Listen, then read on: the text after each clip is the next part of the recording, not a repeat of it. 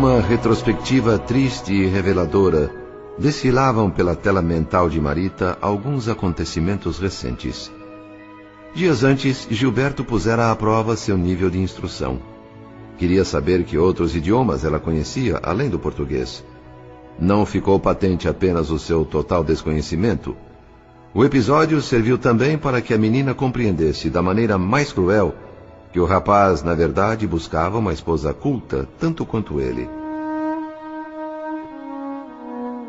Desprezada, ferida em seu amor próprio, frustrada, reconheceu a superioridade da irmã adotiva. Marina era diferente, dominava outros idiomas, tinha um polimento cultural que ela, pobre Marita, jamais teria. Em sua cabeça, via tudo isso como previamente tramado, deliberado. O afastamento ostensivo da irmã, a constante irritação de Gilberto em seus cada vez mais raros encontros. A mocinha viajava mentalmente, exibindo sem saber, a mim e ao Pedro Neves, o filme das suas desventuras. Mas se é verdade que ele tem esse desprezo por mim, por que abusou da minha confiança? Por que disse mais de uma vez que me amava? Por que me prometeu o casamento? Parecia sempre tão sincero. Mas, pensando bem, Marina com certeza está por trás disso. Ela envolveu Gilberto numa teia de artimanhas. Sim, é claro. Ninguém mais do que ela é especialista em seduzir. E o que é que eu posso fazer? Minha madrasta foi bem clara. Eu ouvi muito bem. Eu fui enjeitada por ser ignorante. Marina possui méritos, vantagens. O que é que eu posso fazer? Suicidar-me? Matar minha irmã?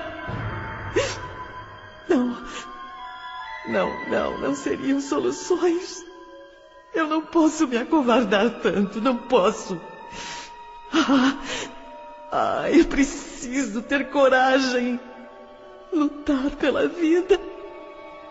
Lutar pelo meu direito de ser feliz.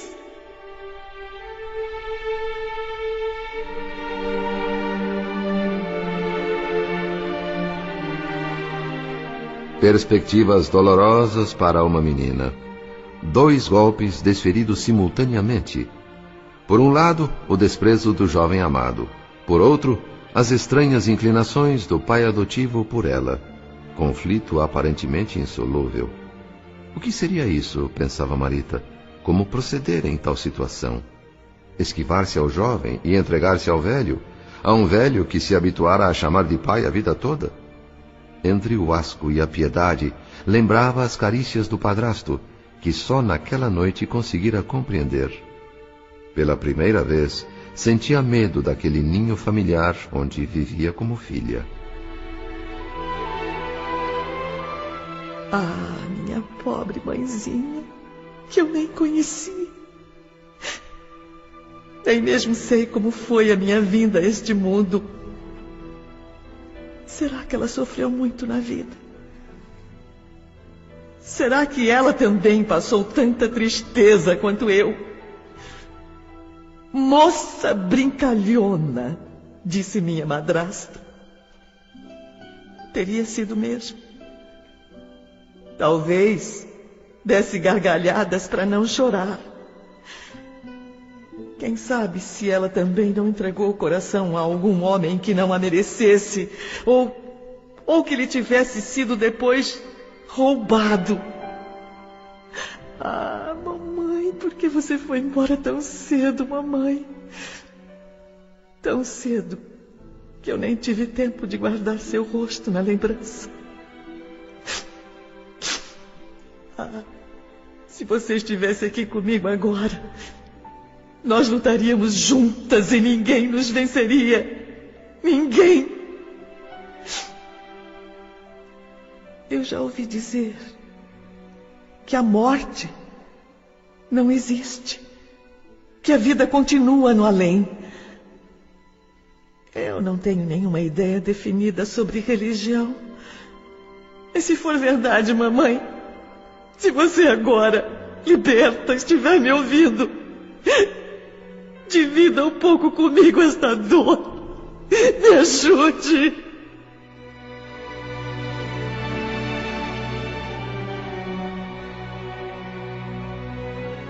Mesmo sem nenhuma orientação religiosa, como admitiu, a jovem não ficou sem resposta.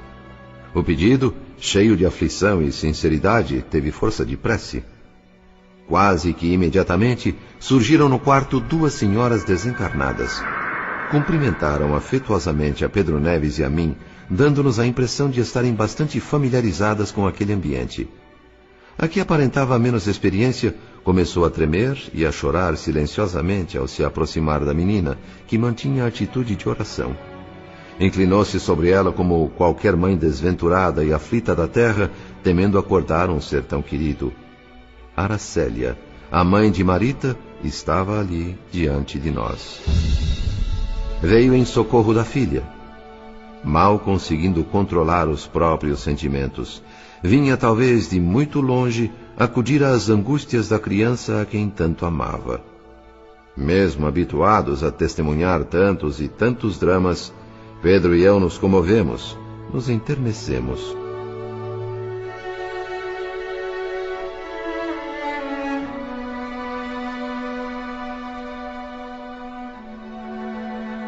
Ah, os segredos insondáveis da providência divina.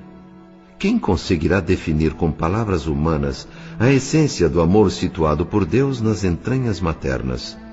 Uma mãe abraçando o filho é uma planta se fechando para proteger a flor que dela nasceu.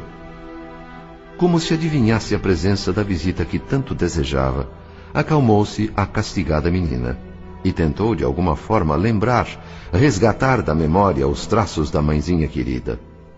Aracélia, em pranto resignado, cantou suavemente. Lindo anjo de meus passos, descansa, meu doce bem. Dorme, dorme nos meus braços, enquanto a noite não vem. Dorme, filhinha querida, não chores, encanto meu. Dorme, dorme, minha vida, tesouro que Deus me deu. Desculpem, desculpem. Nada mais tenho além dessa antiga canção para dar à minha filhinha. Desculpem.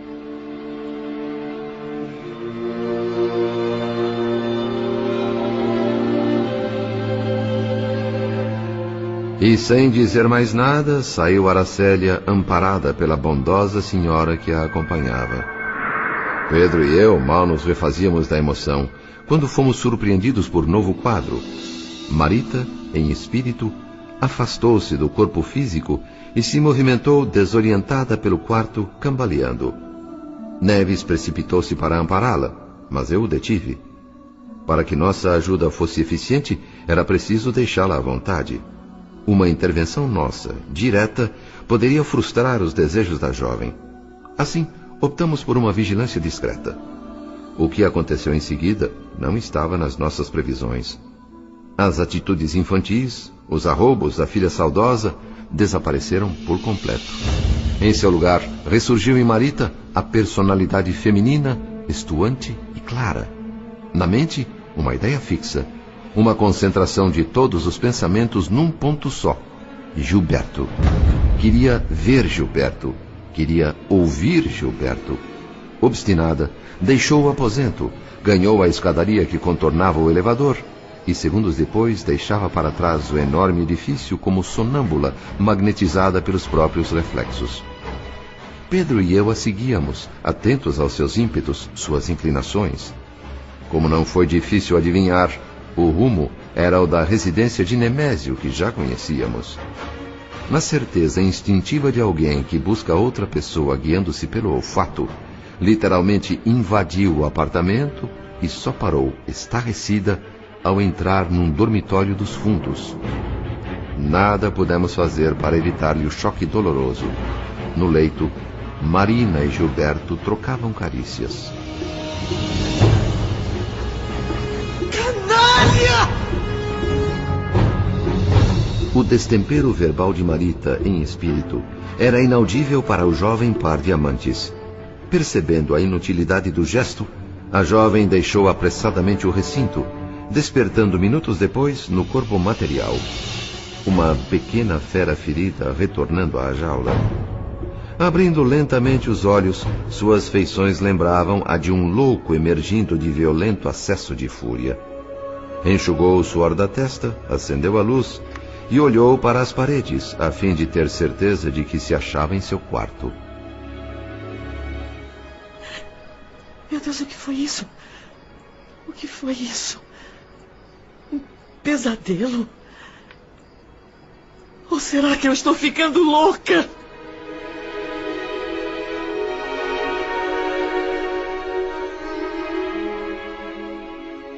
Desajustada, febril, sentindo forte dor de cabeça, Marita retornara bruscamente ao corpo físico. A pressão que a levou a isso foi tão forte que impossibilitou a Pedro Neves e a mim adotar qualquer providência para anestesiar-lhe a memória. O quadro, visto e ouvido minutos antes, era aterrador para ela. A moça retinha no pensamento todos os detalhes da cena. Encarcerada de novo na carne, entrou em pranto agoniado, para somente dormir com relativa calma aos clarões do dia.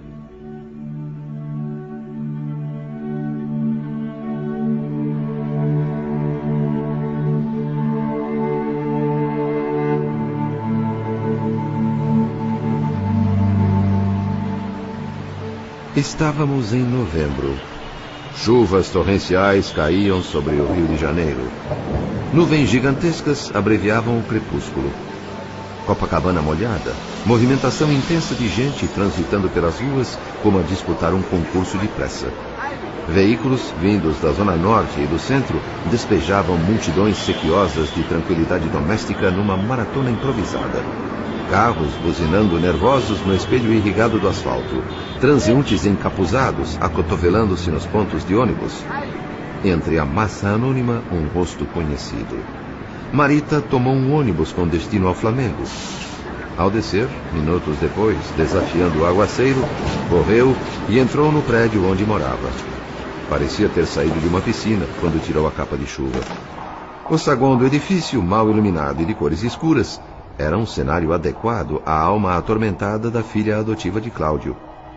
Olhos pisados de cansaço e vigília, mal retribuiu o cumprimento da vizinha que saiu do elevador.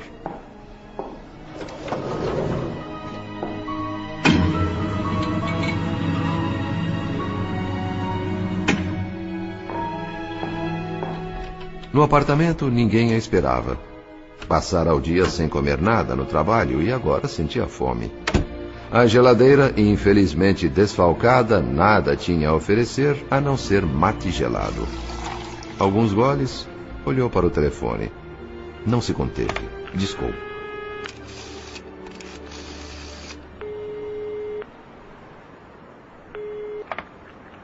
Residência dos Torres, boa noite. Ô, Gilberto, por favor. Não está. Quer deixar recado? Não, obrigada.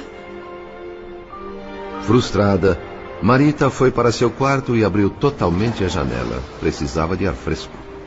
Debruçou-se no parapeito e contemplou a cidade lá embaixo.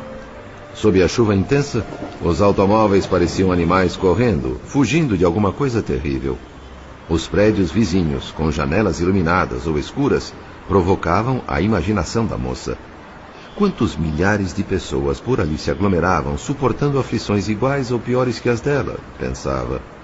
Mas o tema central persistia. A pergunta não calava. Por que se encontrava tão entranhadamente presa a Gilberto? Centenas de outros moços existiam perto dela, tão ou mais interessantes do que ele. Por que tinha de ser ele? Desalentada, insatisfeita, pensou em buscar entretenimento, fugir de si mesma. Apesar do mau tempo, chegou a vestir um agasalho para voltar à rua, distrair-se, ver gente, mas desistiu. O cansaço venceu. Foi para a cama, tentou retomar a leitura de um romance há dias esquecido na mesa de cabeceira. Foi quando lembrou de uma das ameaças que pairavam sobre ela, o pai adotivo. Precavida, apagou todas as luzes e girou a chave na fechadura. Assim como a irmã, ela tinha o hábito de manter o quarto trancado quando se ausentava à noite. Cláudio sabia disso e, ao chegar, pensaria que ela não estava em casa. Agora, sob a proteção da sombra, deitou-se novamente e procurou organizar os pensamentos, recapitular as ocorrências da véspera. Meditava, realinhava na memória esperanças e sonhos, provas e aflições, despejando lágrimas no travesseiro de linho. As inconfundíveis passadas do padrasto fizeram-se ouvir fora do quarto, movimentando-se de uma peça para outra do apartamento. Pela sutileza do andar, percebeu quando Cláudio veio, muito de leve, espreitar-lhe o aposento. Girou a maçaneta, a porta não abriu, não insistiu. O ruído que em seguida chegou aos ouvidos atentos de Marita foi o de garrafa deitando líquido num copo. Logo depois, uma violenta batida na porta principal revelou que o pai adotivo, obviamente muito nervoso, voltava para a rua. Agora estava realmente só na casa. Nem mesmo os 2 vampirizadores locais se encontravam por ali.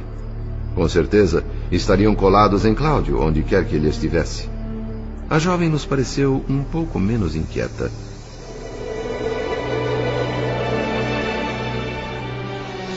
As horas passavam lentas, difíceis. 11 em ponto, Neves e eu providenciamos socorro magnético. Oramos, pedindo a bênção do Cristo e o auxílio do irmão Félix em benefício da moça exausta. A princípio, Marita reagiu negativamente, querendo manter-se acordada, mas depois acabou cedendo. Nossa operação era extremamente cautelosa. O objetivo principal consistia em impedi-la de tentar reunir-se a Gilberto, como sucedera na véspera. Em seguida, já desligada do corpo físico, a moça expressou completo alinhamento. Não manifestava o menor interesse pelo que ocorria à sua volta. Arrebatada pela paixão que lhe absorvia todas as forças, gritava: Gilberto! Gilberto, onde você está? Onde você está? Alguém me socorra! Eu não me sinto bem. Eu estou tonta. Tonta. Por favor, alguém me ajude.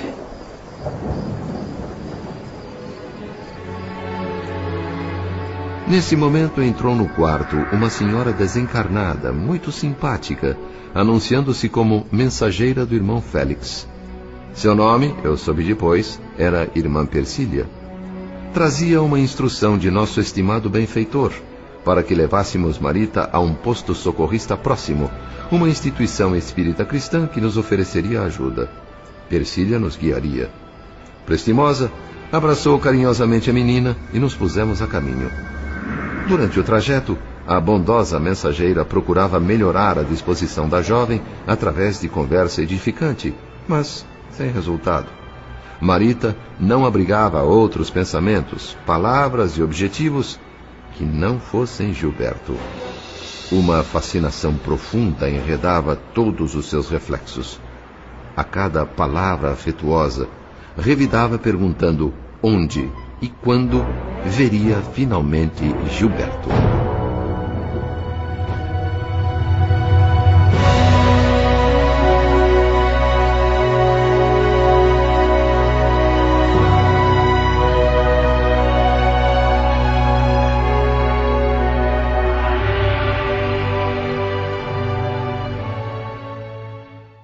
Como se conversasse com uma filha doente, procurando reajustá-la com amor e solicitude, a irmã Persília respondia calmamente, sem manifestar desagrado ou intenção de criticar a menina.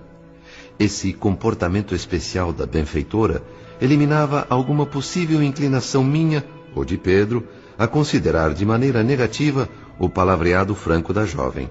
Porque, a bem da verdade, Marita encontrava-se naquele momento dominada por impulsos sexuais de natureza limpa, inocente, não mais que uma criança extrovertida.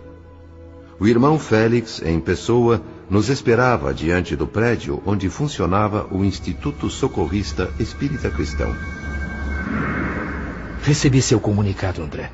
Como dispunha de algum tempo, vim acompanhar um pouco o trabalho de vocês. Então, como está a nossa querida Marita? Ver um sorriso nesse rosto nos daria imensa alegria. Teremos de esperar muito por isso? Marita se manteve estática, indiferente, olhando para o irmão Félix. Aparvalhada, absolutamente inepta e distante, não podia avaliar a importância do sábio que a presenteava com tanta ternura. Profundamente encravada nas recordações de Gilberto, dizia coisas que dariam para escandalizar, caso não estivéssemos preparados para entender seu conflito íntimo.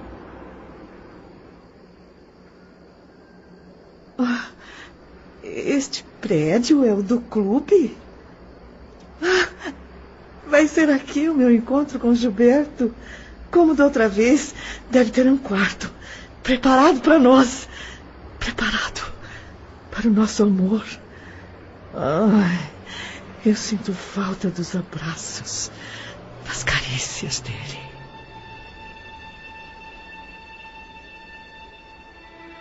Tolerante, o irmão Félix nos dirigiu para o interior da casa socorrista, um espaço amplo, onde uma equipe de servidores desencarnados cuidava de tarefa assistencial. Com o raciocínio totalmente obliterado, Marita imaginava ver à sua volta as criações mentais que arquitetava e fazia as mais disparatadas observações. Mas o salão de baile está tão diferente. Não era assim? Por que a mudança? E a orquestra ali parada? Que esperam esses músicos para começarem a tocar? Ah, entendi. É uma gentileza da parte deles. Estão esperando que Gilberto chegue para dançar comigo. Só então o baile começará. Ouçam! Ouçam! Ouçam essa buzina que se aproxima. É o carro dele. É Gilberto chegando. O irmão Félix ouvia os desatinos da menina com a ternura de um pai. Grave, sem aspereza, compreensivo, sem atitudes açucaradas que lhe comprometessem a autoridade de educador. Entre a bondade e a circunspeção devidas ao enfermo, não melindrava os sentimentos e nem encorajava as ilusões de Marita, que em seguida, sob o efeito da hipnose ministrada pelo benfeitor, descansou a mente conturbada. Uma operação magnética longa, minuciosa, com aplicação de passes balsâmicos. Depois, o irmão Félix pediu a ela que falasse livremente, que dissesse o que esperava de nós. Eu quero Gilberto. Eu preciso dele, vocês não compreendem. Por que me trouxeram a este lugar? Não está parecendo o clube onde eu me encontro com o meu amor. Não, por favor, não me prendam. Não me impeçam de ver o Gilberto. A senhora, que é mulher, deve me entender melhor. Por favor, faça alguma coisa, senhora. Me ajude a encontrar o Gilberto. Eu não aguento mais. Eu preciso dele agora. Agora! Marita aninhou-se no colo da irmã Persília como uma criança carente de amor materno e chorou. Compassivo e discreto, o benfeitor nos esclareceu o que a análise da situação permitia concluir.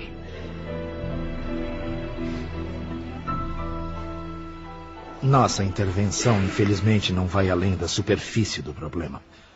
Por ora, tudo o que podemos fazer é auxiliar essa moça na sustentação do repouso físico. O que no início era simples paixão juvenil, converteu-se em psicose grave.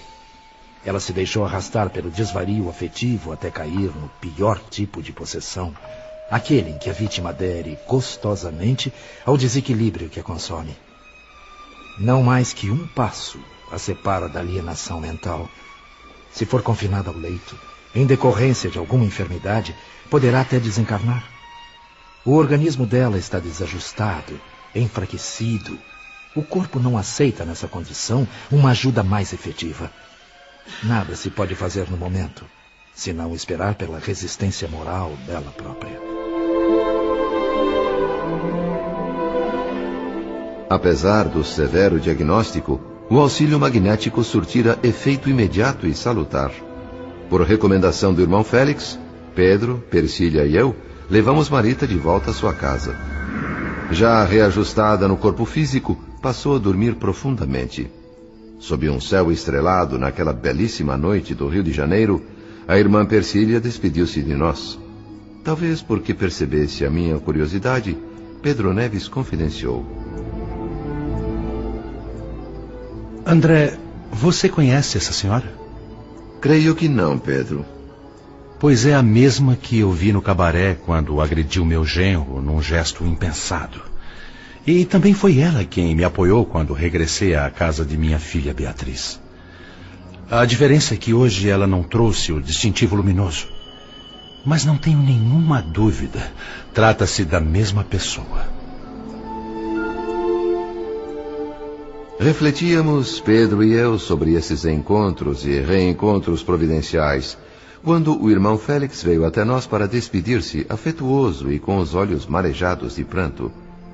Espírito admirável pela abnegação e pela ciência, mostrava-se profundamente tocado pelo drama familiar daquelas 4 almas enoveladas.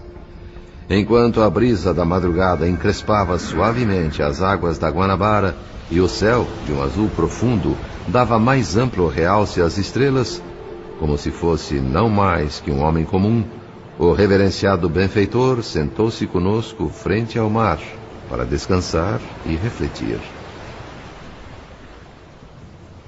4 náufragos no oceano da experiência terrestre sem a bússola da fé. As névoas da ilusão, as gratificações transitórias dos sentidos carnais hipnotizaram essas criaturas.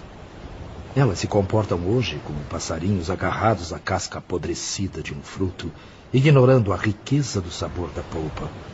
Acompanhei de perto o renascimento, a reencarnação de cada um deles. Cláudio, Dona Márcia, Marina, Marita. Muito esforço foi feito para conduzi-los a um caminho espiritual adequado. Lágrimas, dificuldades enfrentadas, dedicação, amizade, confiança, tempo. Tudo para que cultivassem na terra a espiritualidade latente. Mas Cláudio e Márcia, de novo no estágio físico, sob o esquecimento inevitável e providencial do passado, recapitularam certas experiências infelizes. Pouco antes ainda, no mundo espiritual, avaliando as necessidades e remorsos que atormentavam suas consciências, haviam prometido empregar o prêmio da nova encarnação para edificar a sublimação íntima e corrigir excessos de outras épocas. O compromisso que assumiram colocava a prestação de serviços ao próximo como ponto de honra. Só que, chegados à juventude na nova existência terrestre, foram vencidos pelas paixões, e todas as possibilidades de libertação e resgate morreram com a promessa. Eu e tantos outros companheiros vimos tentando ajudá-los infrutíferamente. Cansados e desiludidos, alguns desses nobres amigos acharam mais produtivo deixar o grupo entregue ao próprio arbítrio. Os 4 resistem a toda espécie de sugestão reparadora, repelem imediatamente qualquer projeto construtivo. Cláudio e Márcia desajustaram por completo a tranquilidade do lar quando elegeram o dinheiro mal empregado e o sexo desgovernado como chaves principais de suas existências. Marina e Marita, por consequência, não tinham alicerces para uma felicidade real, expondo-se a perigos e tentações de entrada fácil e saída difícil. A providência divina e alguns raros amigos são hoje tudo o que resta a Cláudio Nogueira como resultado de sua rebeldia. Irmão Félix, quero ajudar em tudo o que me seja possível na recuperação desses nossos irmãos. Estou autorizado pelos meus superiores a colaborar com Pedro Neves na assistência à família dele. E isso me dá tempo e oportunidade para trabalhar também neste caso. A propósito, devo fazer um estágio numa das instituições de nosso lar sobre psicologia sexual para fins reeducativos. Um dos melhores do gênero em nossa colônia é dirigido pelo senhor. Já enviei o requerimento. O senhor endossaria minha petição? Mas sem dúvida, André. Eu também poderia enviar um requerimento, irmão Félix. Eu quero estudar, aprender. Mas é claro que sim, Pedro. Uma outra coisa. Eu pedi aos superiores e obtive permissão para hospedar Beatriz em minha casa, tão logo desencarne, o que deve ocorrer em breve. Estendo o convite a você. Nada me faria mais feliz do que ver pai e filha unidos, desfrutando a abençoada convivência, recordando o passado, planejando um futuro de trabalho e alegria. Irmão Félix, como eu poderia agradecer? Nenhuma palavra, nada que eu possa fazer seria suficiente para demonstrar minha felicidade, a minha gratidão. Obrigado. Muito obrigado, irmão. Que Deus o abençoe.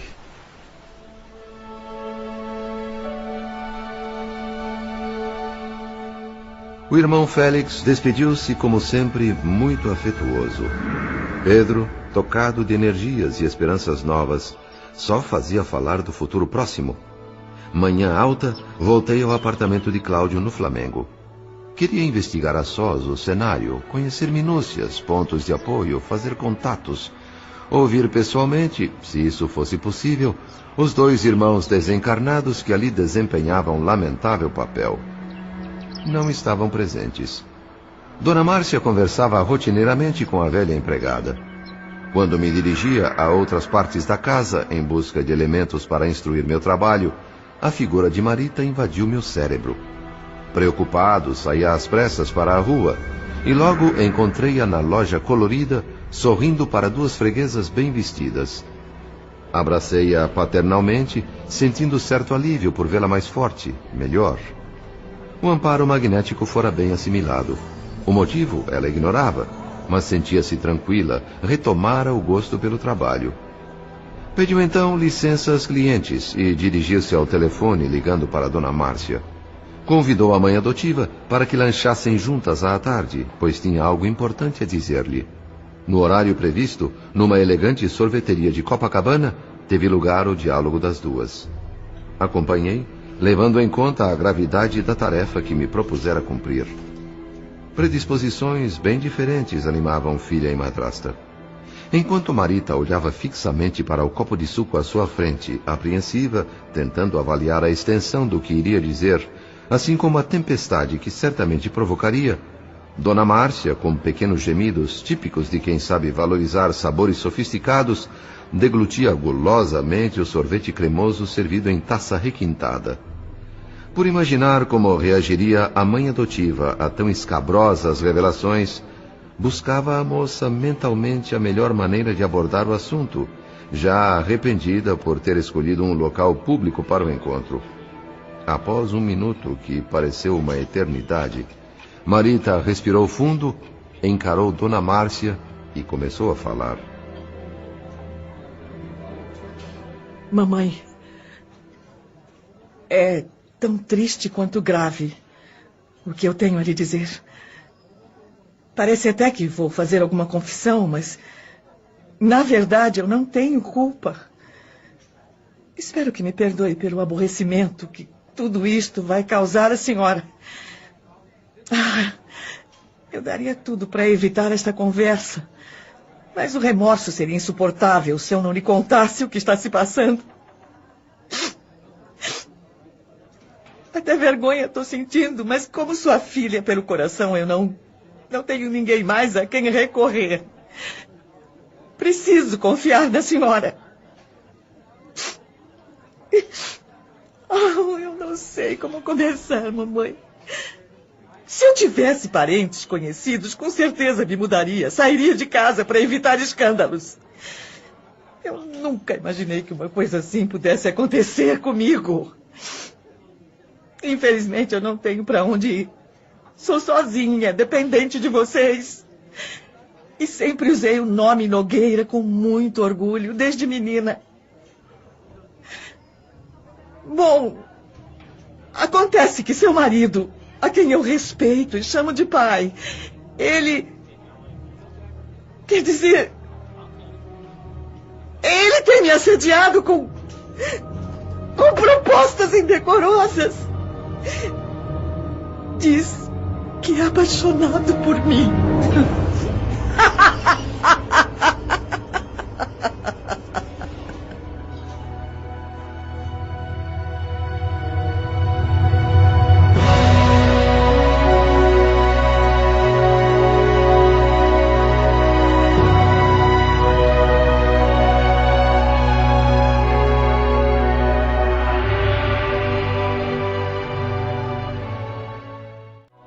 Dona Márcia ria e saboreava o sorvete, não se abalando com denúncia tão séria contra o próprio marido. Acho que frustrei a sua intenção de me surpreender, de me chocar. Felizmente, a verdade chegou a mim um pouco antes. Sinto muito se a decepcionei, Marita, mas Cláudio já me contou o que realmente aconteceu. Que? Me disse ele, muito preocupado, que há um bom tempo andava apreensivo com relação a você. Evitou o quanto pôde comentar comigo o assunto tão delicado quanto grave, porque ele não tinha coragem. Por uma questão de prudência, refletiu muito, sofreu muito antes de tomar qualquer decisão. Mas... Não vou entrar em detalhes aqui, querida, porque o local e o momento são inadequados. O consultório de um psiquiatra será melhor para o seu caso. Eu sei de tudo, exatamente como aconteceu, Marita.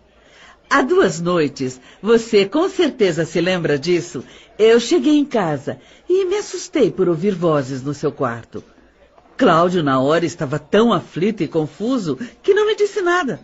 Mas depois ele contou. Você estava numa crise de sonambulismo, vagando pelo quarto e dizendo coisas desconexas. E eu?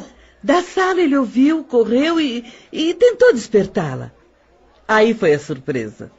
Você o agarrou, cobriu de beijos e fez confissões que ele, na condição de seu pai, que sempre a amou e respeitou como filha, ficou arrasado.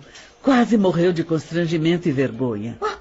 Isso é desequilíbrio, minha filha. Você precisa de ajuda psiquiátrica. Uma viagem sua para a Argentina, a fim de se recuperar, também está nos planos de seu pai. Minha perplexidade só podia ser superada pela de Marita. Com o coração acelerado e uma profunda sensação de impotência diante de tão descarada mentira, a jovem só fazia ouvir passivamente a madrasta. Não teve ânimo para desmentir. Não sabia como sair da armadilha criada pelo sedutor. A trapaça fora bem tramada, convenceu até Dona Márcia. É verdade que meu marido não é exatamente um exemplo de fidelidade para comigo, mas isso fora de casa. Quanto a vocês, nossas filhas, ele sempre manteve uma conduta irrepreensível. Não é a sua imaginação enfermiça de moça namoradeira, Marita, que vai me convencer do contrário. Mas não se preocupe e trate de ter juízo. A culpa não é sua. O sonambulismo acompanha você desde criança. Aracélia, sua mãe, saía para as festas dela com aquelas companhias não confiáveis, enquanto você, pequenina, acordava aos gritos na madrugada com seus inexplicáveis terrores. Você sofria de nictofobia, que significa medo da noite. Dona Márcia terminou o sorvete. Marita se manteve num silêncio carregado de revolta e eu senti que devia reforçar consideravelmente o sistema de vigilância espiritual.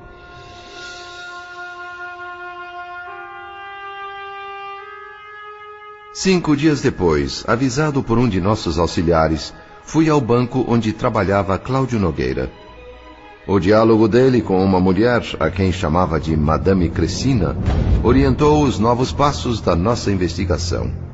A dama, já madura, trajava-se bem e exibia o ar inconfundível daquelas que, ao final das ilusões, negociam os prazeres de que já não podem desfrutar.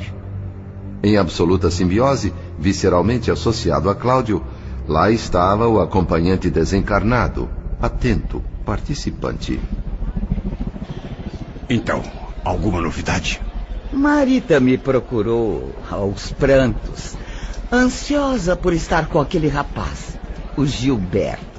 Muito confidencialmente, reservou o quarto número 4, nos fundos, por ser mais discreto e acolhedor. O encontro amoroso deverá ser hoje à noite. Para confirmar, sua filha me encarregou de entregar este bilhete ao moço e me gratificou generosamente por isso.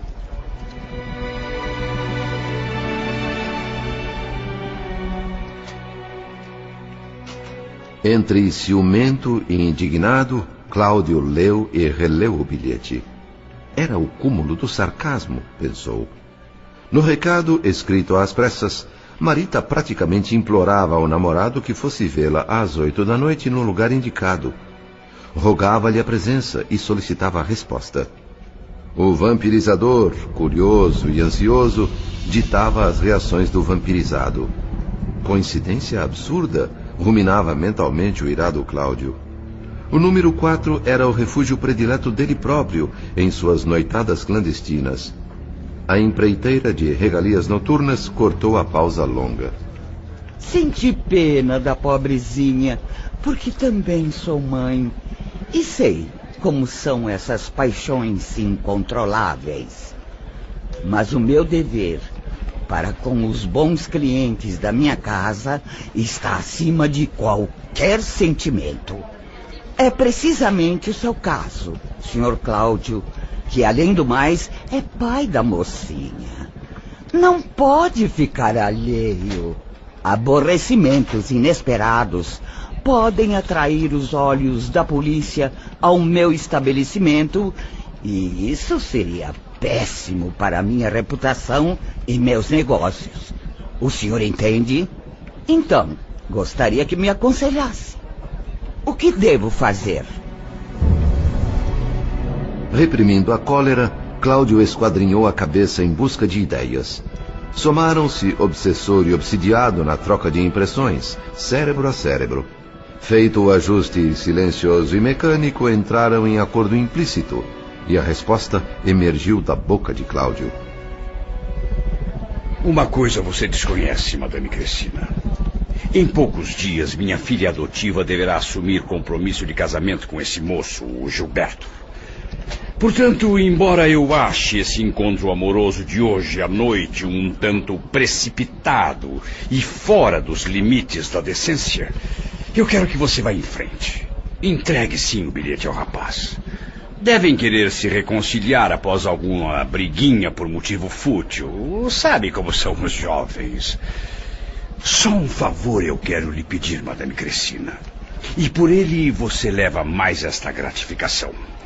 Aceite sem constrangimentos. É uma prova da minha gratidão. O bilhete só deverá ser entregue ao Gilberto às 2 horas da tarde. Com certeza ele estará no escritório nesse horário. Obrigada, Sr. Cláudio. Sua generosidade só é suplantada por sua simpatia. Vou ligar para a Marita e confirmar a entrega do recado. O restante sairá como combinamos. Ótimo. Esteja tranquilo. Até mais.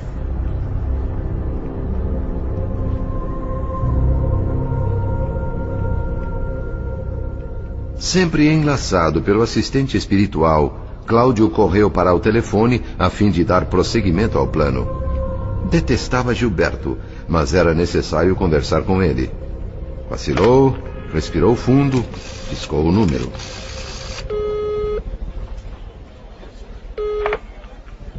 Alô? Gilberto? É Cláudio Nogueira, pai de Marita. Como está, rapaz? Tudo bem? É o senhor Cláudio. Oi, senhor Cláudio. Muito prazer, hein? Mesmo por telefone. Igualmente, Gilberto, igualmente. Eu estou ligando porque desejo conhecê-lo pessoalmente, conversar sobre um assunto que pode ser vantajoso para nós dois. Será que podemos nos encontrar? Você tem um tempinho disponível? Mas,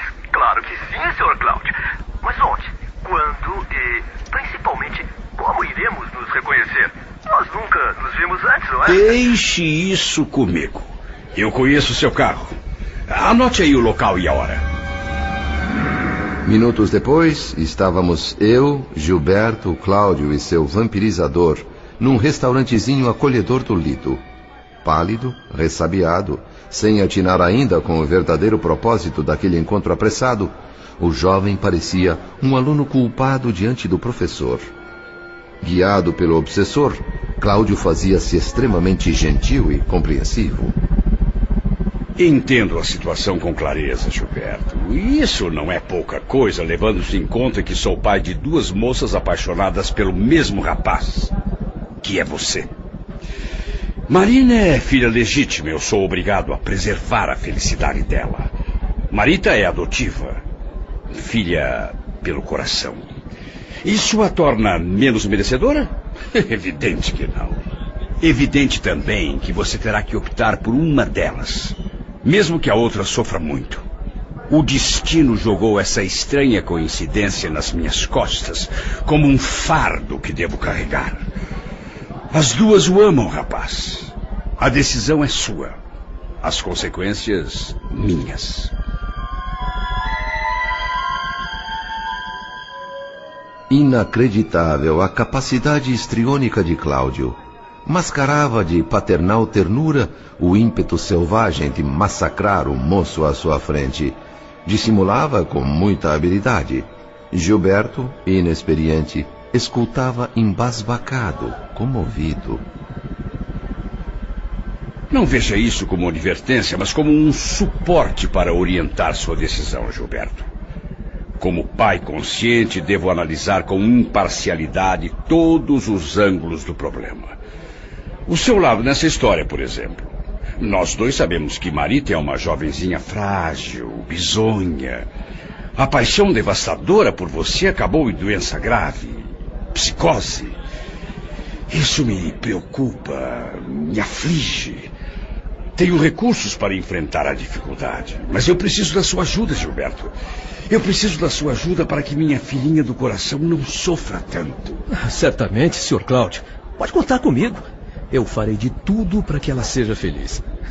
Afinal, eu tenho parte da culpa. Não há culpados aqui, rapaz. O importante é consertar o erro. Marita escreveu um bilhete para ser entregue a você. Talvez não o tenha recebido ainda, não é mesmo? Uhum. Pois bem, o tal bilhete chegou às minhas mãos. Em seguida lhe darei os detalhes quanto à hora e local. Mas, em linhas gerais, ela convida você para um encontro amoroso esta noite. 2 coisas eu preciso que você me faça para ajudar. Sim. Primeiro, que responda por escrito confirmando que estará lá. Segundo, que não compareça ao encontro.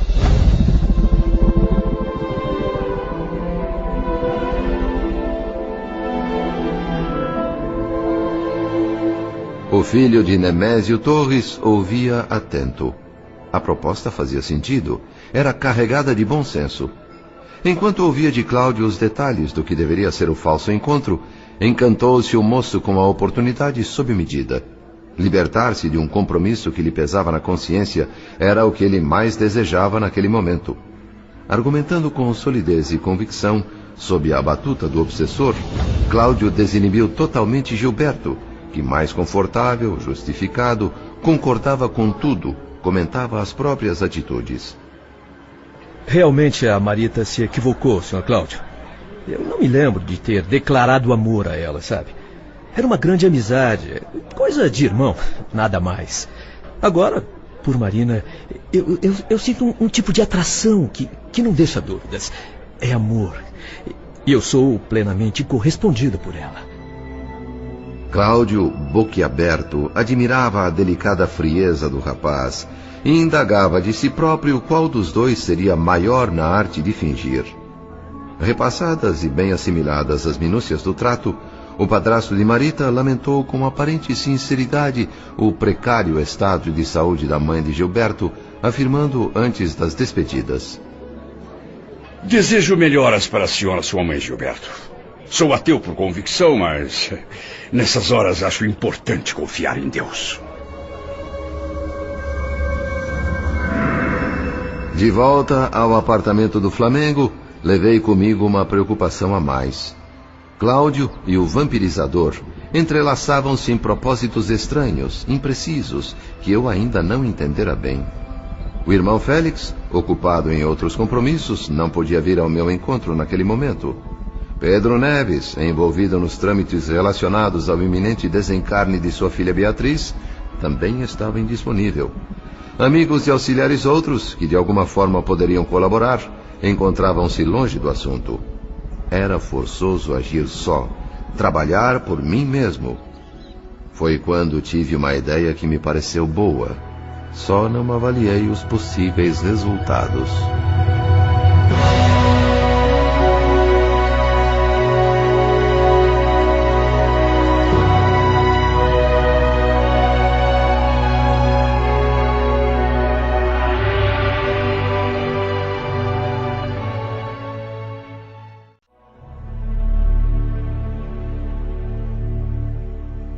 A ideia que julguei prudente e útil era ouvir o assessor desencarnado de Cláudio. Afinal, eu o desconhecia por completo. Digo o assessor porque, dos dois que víramos no início, apenas um se mantinha constante, o que me parecera mais inteligente. Tal entrevista, porém, seria dificultada por um entrave, digamos, técnico. Nós dois nos situávamos em faixas vibratórias diferentes. Eu podia vê-lo e ouvi-lo, mas não ele a mim. Um esforço mental considerável permitiu-me a transfiguração depois de uma hora de elaboração difícil. Adensei a forma como alguém que muda de roupa. Meditei, compondo cada particularidade do meu aspecto exterior, até que me senti em condições de me apresentar, visível e audível, ao astuto obsessor. Cerimonioso, tanto quanto possível preparado, dei 2 batidas leves na porta do apartamento de Cláudio. O próprio vampirizador veio atender. Olhou-me de alto a baixo, desconfiado, na expectativa. Vulgarizei quanto pude a linguagem para tornar mais convincente a minha atuação. Desculpe a chateação, companheiro. É que eu ando procurando um velho amigo que, se não me engano, também é seu amigo. Um dia desses eu passava aqui pelo corredor e vi vocês dois entrando nesse apartamento. Ah, é? Como é o nome dele? Esse é o problema, não lembro. Fomos companheiros de escola, mas faz tanto tempo. É meu amigo, sim. De vez em quando ele se hospeda aqui para uns drinks. No momento ele está lá em Brás de Pina descansando. Quer o endereço? Infelizmente não posso ir até lá, mas quero agradecer a sua gentileza, senhor... Ricardo Moreira. Mas pode me chamar de Moreira. O nosso amigo deve aparecer logo por aqui. Vou dizer a ele que tem um antigo camarada de escola querendo saber dele. De repente vocês até se cruzam. É só isso, cara. Sim. Obrigado, Moreira. Só mais uma coisa. Pelo que eu imagino, você deve ser o mordomo desse apartamento. Será que faria uma caridade a um sujeito cansado e deprimido como eu? Só quero entrar e me refazer um pouco, só por uns minutos. Vou logo embora. Preciso de um ouvido amigo, alguém com quem conversar, ficar um pouco num ambiente humano, fraterno. Seria um ato de bondade da sua parte. Logo vi. Por trás desse lenga-lenga tinha um golpe enrustido. Está a fim de um lugar para se encostar, vagabundo. Paco, tira sua depressão na sarjeta. Vá dormir na rua. Acha que eu estou aqui para ouvir papo furado? Se quer entrar, vai ter que me encarar. Está querendo o quê? Suma! Deu fora! Isto aqui tem dono. Quem manda aqui sou eu. E descascado nenhum mete a cara que eu arrebento. Vá se catar! Vá se catar!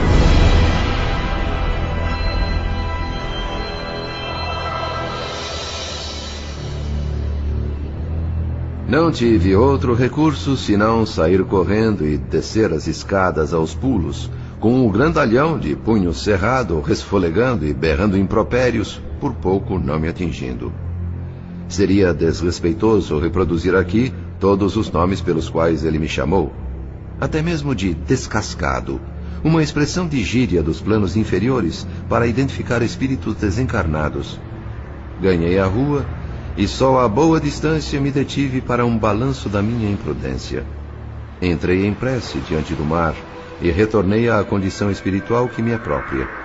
Minutos depois, lá estava eu novamente no campo de operações, ou seja, no apartamento de Cláudio. Ele e Dona Márcia, já acomodados para o almoço, servidos por Dona Justa, a antiga auxiliar da casa. Moreira, o assessor desencarnado, agora não mais podia notar a minha presença, pelo fato de estarmos outra vez em faixas vibratórias diferentes. Instalado em perfeita justaposição ao dono da casa, na mesma cadeira, alimentava-se com ele através de um processo de osmose fluídica. Se partilhavam o alimento, mais ainda as ideias. Do cérebro de Cláudio brotava o tema circulante no sistema de conjugação mental dos dois. Formas, pensamentos revelavam aos meus olhos o objetivo inconfessável da dupla. O plano, escabroso, ia sendo digerido em silêncio. Como fazem os caçadores ao surpreender uma lebre incauta, iriam abordar Marita no quarto do prostíbulo. Antegozavam o assalto, prelibavam excitadamente os detalhes. Perplexo, entendia a trama toda.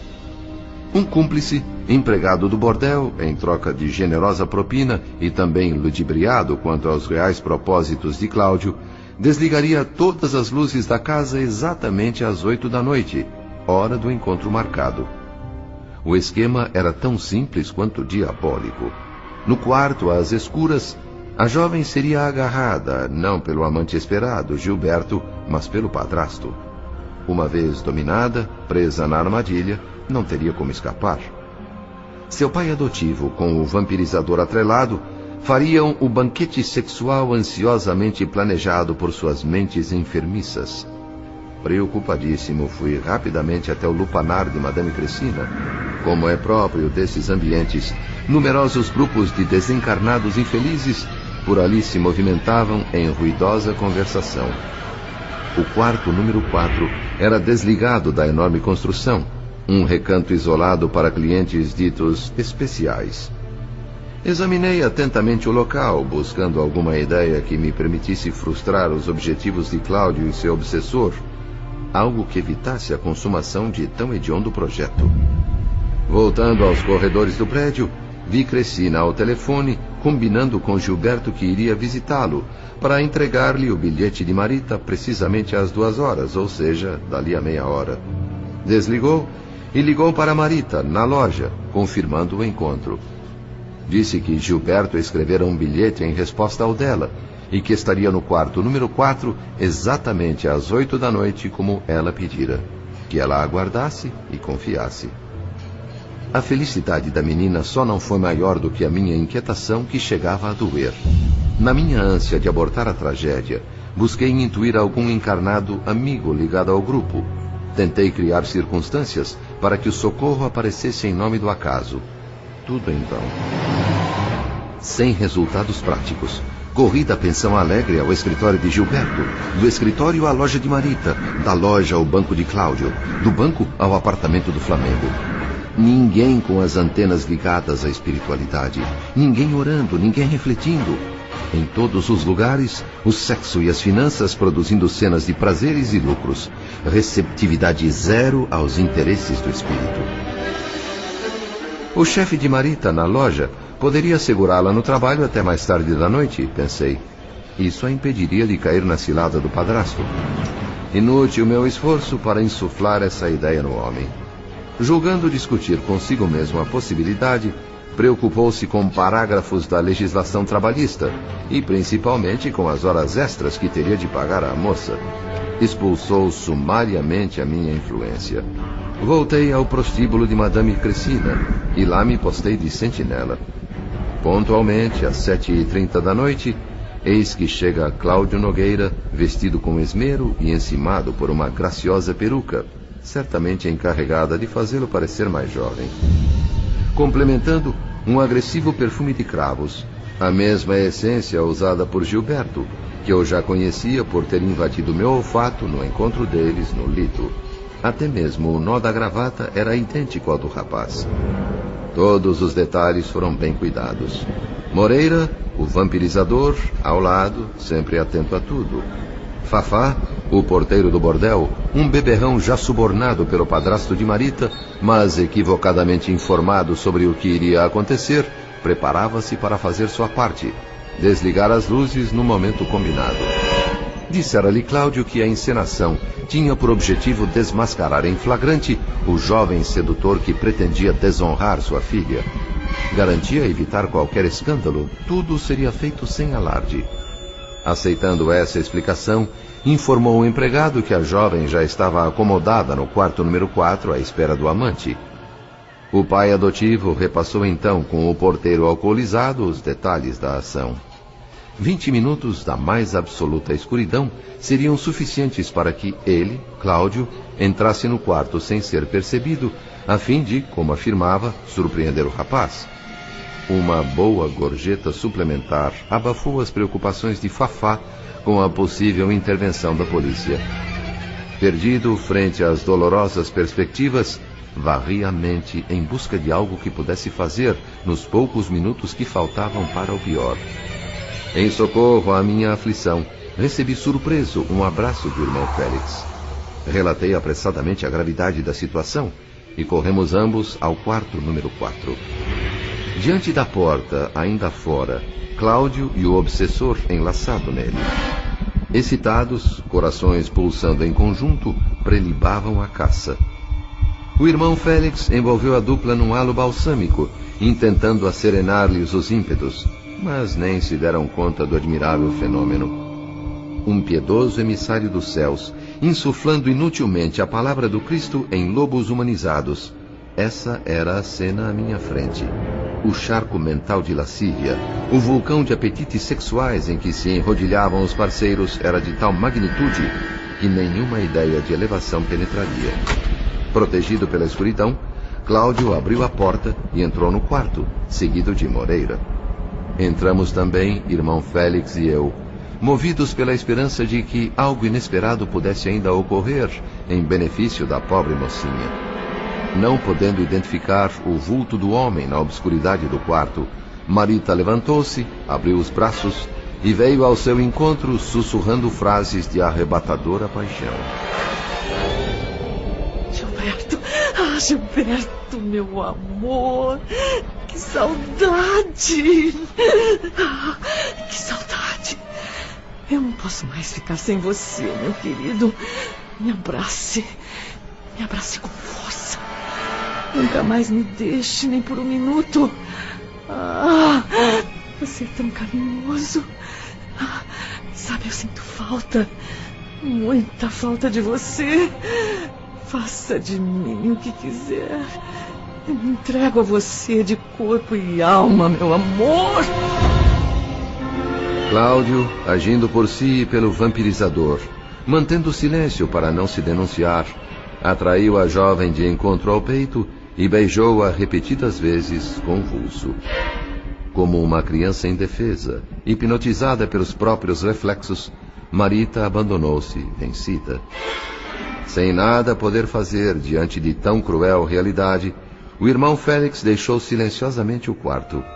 Os sentimentos que o tocavam eu não poderia avaliar. Respeitosamente segui o ilustre benfeitor, que, trânsito de dor, fitava ao céu como à procura de respostas. Calei-me, reverente, diante daquele coração vindo das esferas superiores, para desmanchar-se ali, num suplício indizível, em lágrimas honestas, que só os grandes espíritos fazem brotar dos olhos.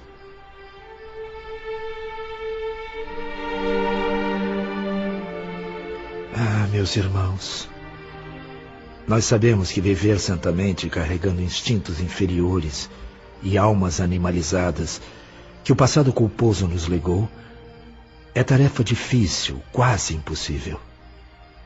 As quedas de consciência, contudo, podem ser reduzidas, senão em benefício de vocês mesmos. Pelo menos disciplinem suas almas em respeito aos mortos, que os amam de uma vida mais bela. São seus guardiões invisíveis. São pais, mães, Esposos, filhos, irmãos, amigos que vocês supunham perdidos para sempre e que, no entanto, em muitas ocasiões os acompanham de perto, dando-lhes alegria ou partilhando-lhes a dor. Ante os despenhadeiros da delinquência, pensem neles, e eles serão generosos, indicando o caminho entre as tentações, como as estrelas removem as trevas. Se vocês reverenciam os cabelos brancos das mães e dos mestres que ainda respiram na terra, façam o mesmo com relação aos mortos, afetuosos sirineus, que nos compartem em silêncio as cruzes das provações merecidas, e muitas vezes não somos dignos de beijar-lhes os pés.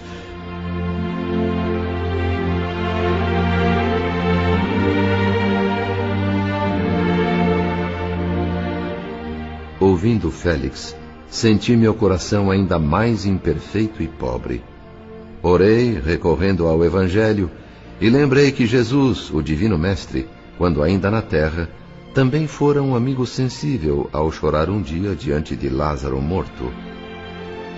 Decorridos quase 20 minutos de expectativa, um grito agoniado, de espanto e de dor, cortou a noite e nos renovou a angústia. Marita, rápida como um animal acuado, saltou à janela e saiu em desabalada carreira, assim que alguém, após espancar furiosamente a porta, invadiu o quarto com grande agressividade. Era Dona Márcia. Cláudio, tentando recompor-se, esboçou um risinho e disparou com mordacidade. Mas era só o que faltava. Você também aqui? Canalha! Eu não acreditei nessa menina infeliz. Eu poderia ter evitado. Como é que você não pensou? Como pôde ser tão negligente e irresponsável? Tenho comigo todos os papéis de Aracélia, todos os seus bilhetes. Ela nunca esteve com outro homem a não ser com você mesmo. Você nunca soube da última carta que ela me entregava à menina, dizendo que preferia morrer para que eu fosse feliz. A memória dessa moça pobre e leal é a única coisa que eu tenho no coração. O resto você destruiu. Cláudio! Cláudio, a que baixezas descemos nós! Louco! Você ultrajou sua própria filha!